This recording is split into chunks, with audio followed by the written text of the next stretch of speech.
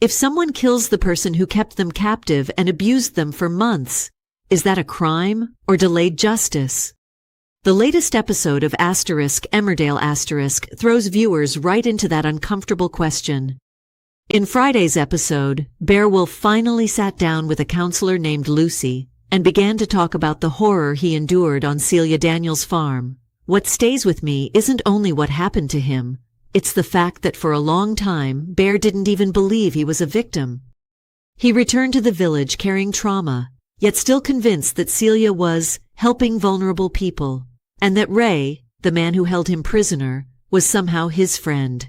That's the terrifying power of manipulation. When someone controls you for long enough, your sense of right and wrong can be completely distorted.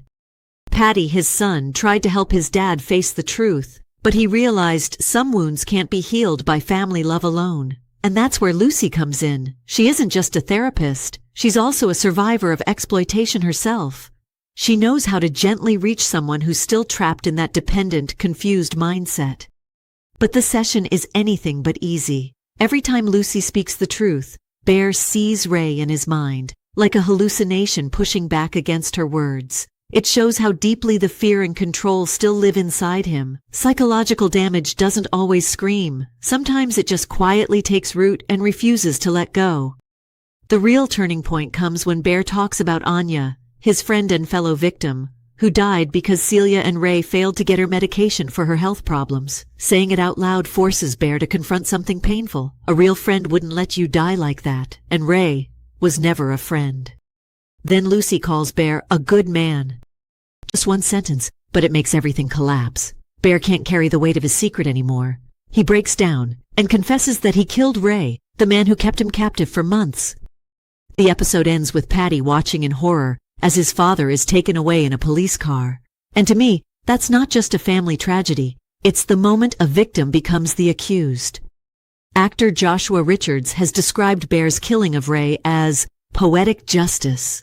But the story isn't over. A detective named DS Walsh is about to step in, and from what's been teased, she isn't looking to pin this on just one person. The investigation could widen and drag other characters into the storm. Bear will be charged with manslaughter.